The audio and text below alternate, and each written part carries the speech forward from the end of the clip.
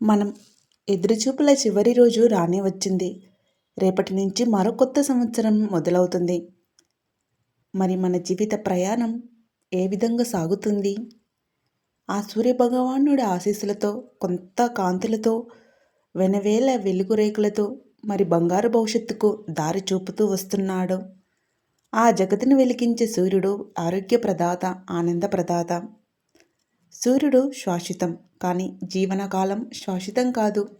ప్రతి క్షణం వేల సందుల నుంచి నీటిలా మనకు తెలియకుండానే జారి గతంలో కలిసిపోతుంది. ఆ సంగతి తెలిసి మరో కొత్త సంవత్సరానికి స్వాగతం పలకడం కోసం ఎదురు చూడడమే జీవితం. రేపటి మీద ఆశలతో జీవించాలి. వర్తమానాన్ని ఆస్వాదిస్తూ భవిష్యత్తులోకి ప్రవేశించాలని చెప్తుంది మన సనాతన ధర్మం, మన అమ్మ దుర్గమ్మ. విశ్వంలో అన్నిటికీ శక్తిని, తేజస్సును ఇచ్చేది, కనిపించేది సూర్యుడు. అతడి వెనుక, ఈ విశాల విశ్వం వెనుక ఉన్న ఏకైక ఆత్మ ఆ జగజ్జనని.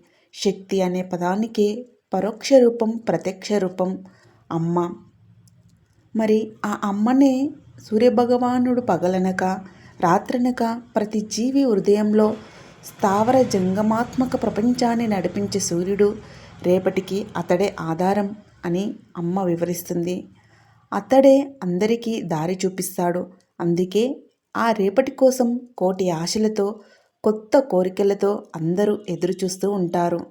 ప్రహ్లాదుడి కోసం వచ్చిన నరసింహస్వామిలా దైవంలా మారాలి. చెడును చీల్చి చెండాడి మంచికి పట్టం కట్టాలి. దైవత్వాన్ని నిరూపించాలి. మన కలల తోటలో మనమే పిల్లలమై రేపటి కోసం రంగురంగుల చిత్రాలను గీసుకోవాలి. ప్రతి ఇల్లు ఇంద్రధనుసు కావాలి. ఎంతో పోరాడి తల్లి గర్భంలోకి చేరి ఈ పుట్టుకను సాధించిన మనకి విజయం సాధించడం అనేది జన్మ హక్కు. విజయమే మన నినాదం. నిన్నటిని నేటిని విత్తనాలుగా నాటి రేపటి పంటను పండిద్దాం.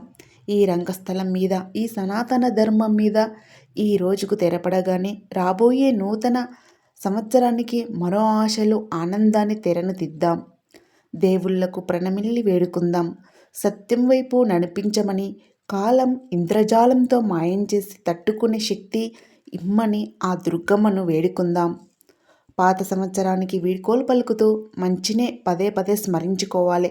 చెడును విస్మరించాలి. చెయ్యబోయే కొత్త సాహసాలకు అందరి దివ్వెనలు అందుకోవాలి.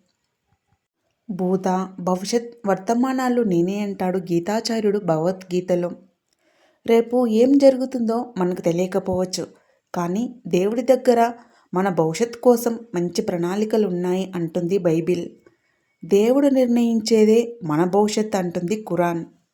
ప్రతి మతంలోని ఆంతర్యాన్ని గమనించినా చివరికి యద్భవం సద్భవతే, మనం మంచి కోరుకుంటే మంచి జరుగుతుంది అన్నదానికి నిదర్శనమే ఈ ప్రకృతి.